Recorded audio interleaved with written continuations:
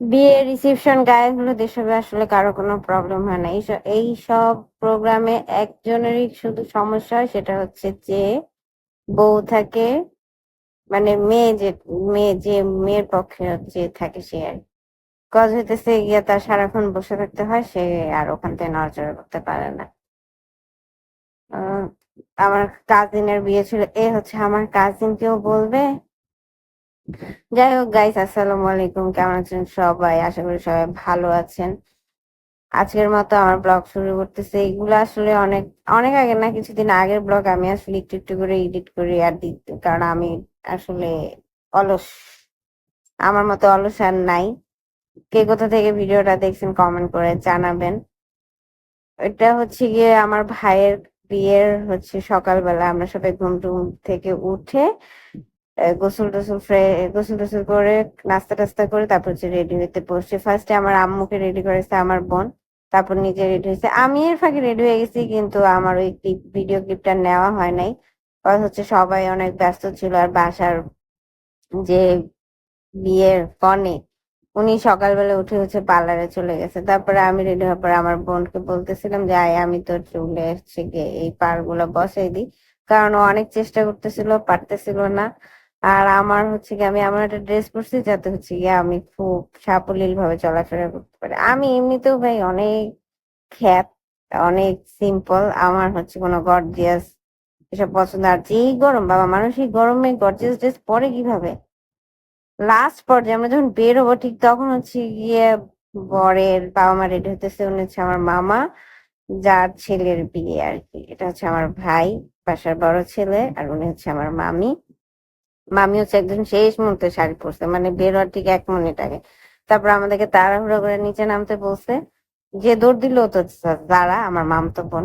আমার বোনকে দিন অনেক সুন্দর লাগতেছিল। এটা আমার বাবা। আমার বাবা তার নিজের গ্রামের বাড়ি থেকে, মানে আমার দাদু বাড়ি থেকে আসছে বিয়েতে অ্যাটেন্ড করার জন্য। একদম সিম্পল ভাবে আসছে। আমার বাবাকে বসে ড্রেস চেঞ্জ করতে। আমার বাবা বলছে যদি আমাকে ড্রেস চেঞ্জ করার কথা বলো তাহলে কিন্তু আমি বাসি।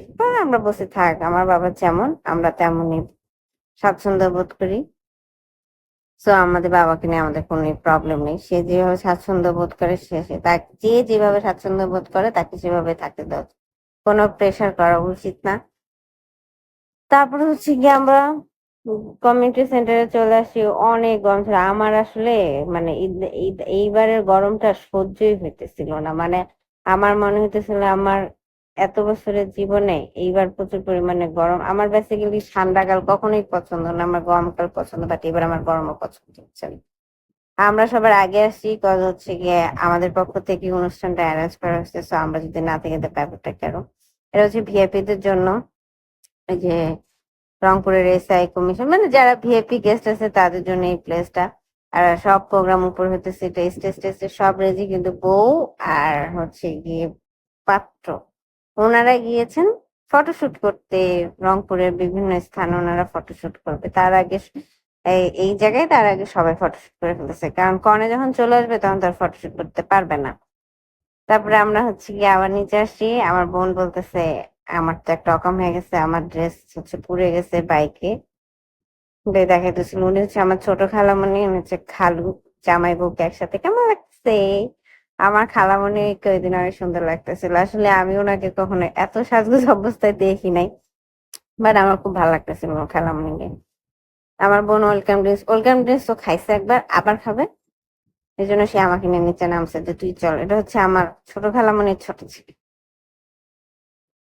আমার বড় খালামণির বড় ছেলে, ছোট খালামণির বড় ছেলে। নীল পাঞ্জাবি পরা আমার ছোট খালামণির বড় ছেলের নাম ফুয়াদ। আর বড় খালামণির ছোট ছেলে নাম উদয়। মানে আমার বড় খালামণির একটাই ছেলে। আর বড় ছেলে ছিল, সে গিয়ে অনেকদিন আগে গিয়ে মারা গিয়েছে। তারপরে আমি কিছুক্ষণ হাঁটাহাঁটি করতেছিলাম, বরকনে যেহেতু আসে না। এর মাঝখানে আমার গিয়ে কত মানুষের সাথে কখনো দেখা, যাদের সাথে হয়নি তাদের সাথে গিয়ে এর মাঝখানে দেখা করতে হচ্ছে। বউ চলে এসেছে, বউয়ের সাথে সবাই ফটো সেশন করতে বিজি, কারণ এরা বউয়ের বান্ধবী। এরা সবার আগে ফটো সেশন করতেছে, কারণ পরে অবশ্য টাইম পাবে না, কারণ আমাদের ফ্যামিলি মেম্বার অনেক বিশাল বড়। মানে আমার নানু বাড়ির যারা ফ্যামিলি মেম্বার 10 ভাই বোন তারা। এই যে আমার আম্মুর পাশে তার মেজো ভাইয়ের ওয়াইফ, তার পাশে তার ছোট ছেলের ওয়াইফ, তারপরে তার মেজো মেয়ে, আমার মামি বোন, তারপরে আমার হচ্ছে গিয়ে ফ্যামিলির সবচেয়ে বড় ছেলে যে তার ওয়াইফ, তার মেয়ে, তারপর হচ্ছে আর সব আত্মীয় স্বজন, মানে অনেক আত্মীয় স্বজন আমার এখানে, মানে বললাম না আপনাদেরকে যে হচ্ছে কে ভাই, কে হচ্ছে ভাগ্নি, কে ভাস্তি, কে বোন, এগুলা হচ্ছে গিয়ে এই প্রোগ্রামে যে আমি হচ্ছে গুলাই ফেলাইছি। কারণ আমি এতটুকু কুটু কুটু কুটু কুটু, আমাকে হচ্ছে গিয়ে ফুপি ডাকে, খালা ডাকে, আমার কাছে মনে হয় কি মানে আমি এদের ছোট, কিন্তু আসলে তো আমার সাইজটাই কুটু কুটু, তার কিছু করার নেই। বর হচ্ছে গিয়ে কনের ছবি তুলে দিতেছে, তারপর সবাই আমরা খাইতে গেছি, কারণ হচ্ছে গিয়ে বলছে যে আমাদেরকে তাড়াতাড়ি খেয়ে ফেলতে। তো আমরা ফ্যামিলি মেম্বাররা সবাই একসাথে বসছি, পাশাপাশি আরো সবাই বসছি আশেপাশে অনেকেই। এবার আমরা ফ্যামিলি মেম্বাররা বসে গেছি।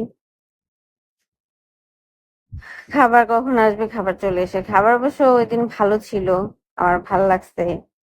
উম খাবারে ছিল রোস্ট, তারপর হচ্ছে ডিম, তারপরে হচ্ছে গরু মাংস, খাসির মাংস, তারপর হচ্ছে কাবাব।